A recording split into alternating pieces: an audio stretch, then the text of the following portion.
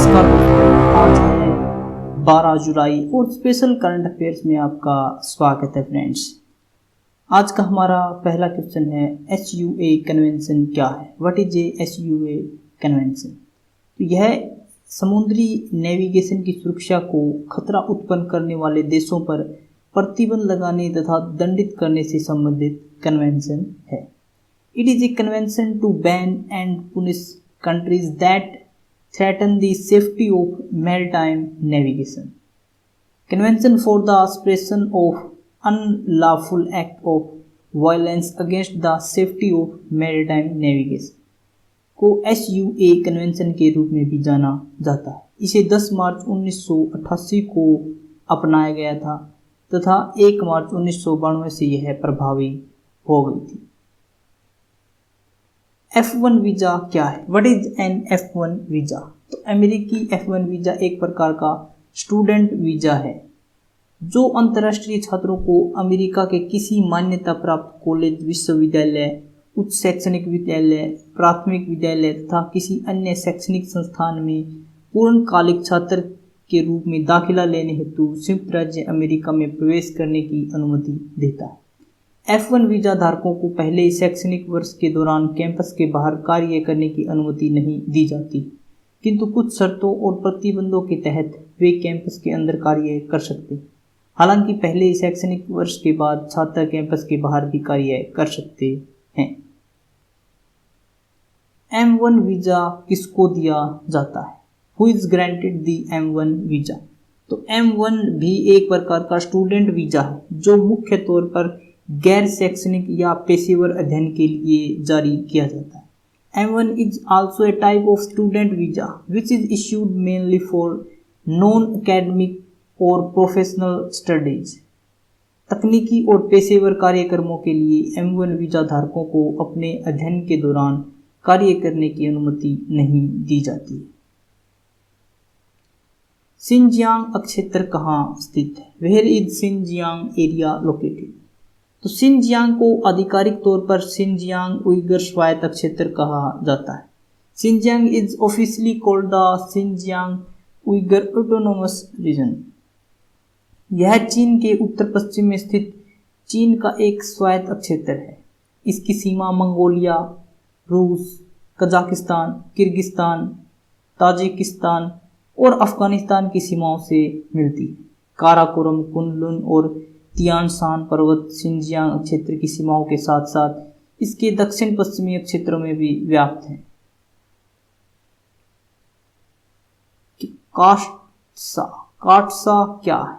What is काटसा। तो America द्वारा अपने प्रतिद्वंदियों के विरोध हेतु बनाए गए दंडात्मक अधिनियम काटसा को 2018 में लागू किया गया था।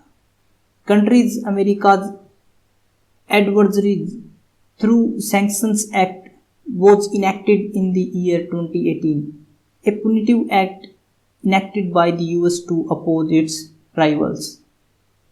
इस अधिनियम का मुख्य उद्देश्य दंडनीय उपायों के माध्यम से ईरान, रूस और उत्तर कोरिया की आक्रामकता का सामना करना है।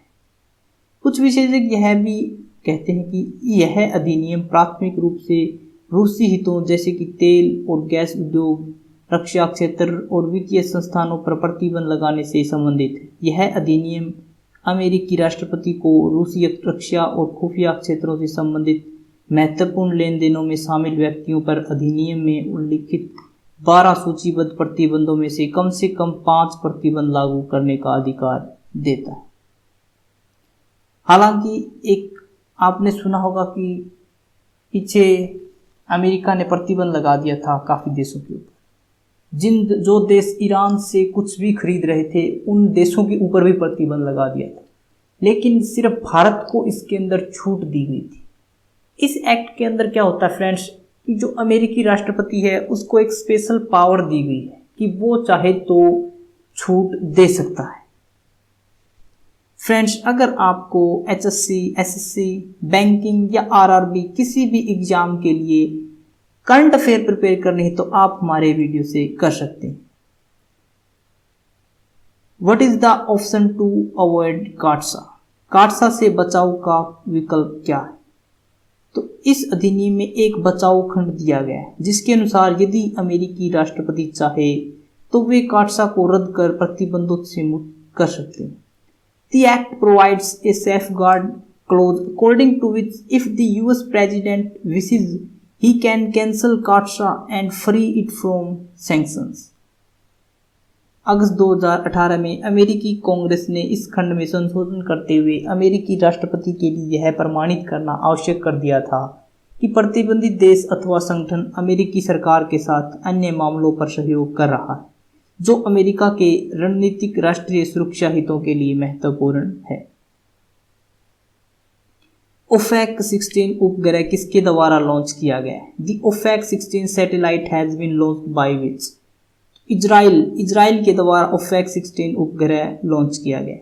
इजराइल ने एक नया उपग्रह लॉन्च किया है जो कि उसे अपने सैन्य उद्देश्यों की प्राप्ति के लिए उच्च गुणवत्ता वाले निगरानी डेटा प्रदान करेगा। इजराइल बीते कई वर्षों से अपनी सेना की उन्नति के लिए कार्य कर रहा है और ईरान समेत उन विभिन्न दुश्मन देशों पर अपनी निगरानी बढ़ा रहा है जिनकी परमाणु क्षमता इजराइल के लिए एक बड़ा खतरा पैदा कर सकती है।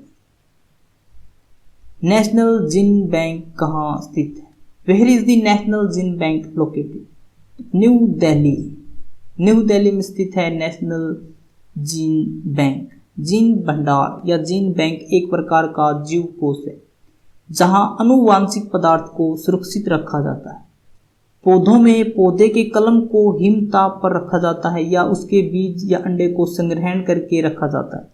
प्राणियों में उनके शुक्राणु और अंडाणु को प्राणी विज्ञान संबंधी फ्रीजर में सुरक्षित रखा जाता है जब तक कि उसकी आवश्यकता न हो। परवाल या कोरल को संग्रह करने के लिए परवाल के टुकड़े को पानी में नियंत्रित हालात में रखा जाता है।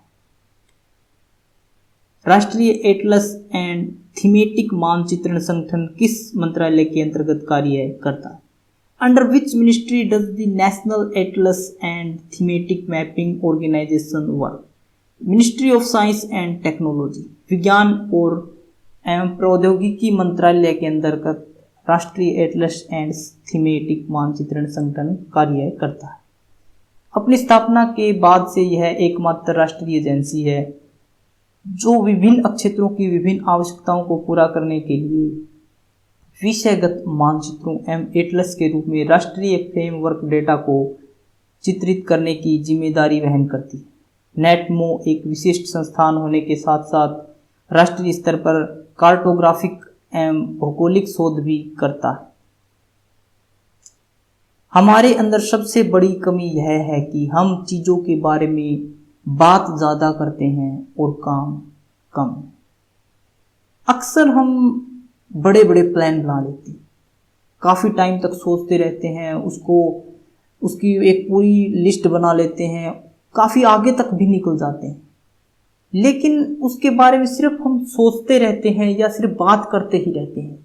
उसको बारे में हम उसको लेकर कोई काम नहीं करते और जब तक हम उसको अपने प्लान को इम्प्लीमेंट नहीं करेंगे तो हम कैसे आगे बढ़ पाएंगे।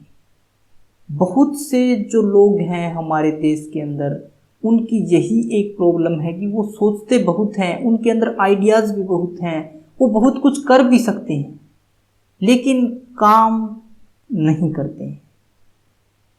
और जो काम होता है उसको मेनली हम कह सकते हैं कि एक रिस्क जो वर्ड है वो भारतीयों के लिए बहुत ही बड़ा है। किसी भी व्यक्ति को आप कहेंगे कि क्या आप इस कार्य के ऊपर ऐसा करने का रिस्क ले सकते हैं, आप चाहे उसको कितना भी समझा दें, चाहे आप उसको एक एक चीज़ पता हो कि यह कार्य ऐसे होगा, लेकिन फिर भी वह व्यक्ति उसको करने से पहले 100 बार सोचेगा कि मैं इसको करूं या ना करूं। और यह हमारे पीछे रहने का एक सबसे बड़ा कारण बन चुका है। Question of the day friends, national gene bank कहाँ स्थित है? नेशनल जीन बैंक कहाँ स्थित है? Option A Kolkata, option B Amritsar, option C Delhi और ऑप्शन डी पुणे। तो कहाँ स्थित है नेशनल जीन बैंक? फ्रेंड्स, अगर आपको वीडियो अच्छी लगी तो इसे लाइक करें, शेयर करें और हमारे चैनल को सब्सक्राइब करें ताकि आपको नोटिफिकेशन मिलता है। अगर आपको इसकी पीडीएफ चाहिए तो आप हमारे टेलीग्राम ग्रुप से डाउनलोड कर सकते हैं, जिसका लिंक हमने डिस्क्रिप्शन बॉक्स में दिया हुआ है। आज के लिए इतना ही फ्रेंड्स। Thanks for watching.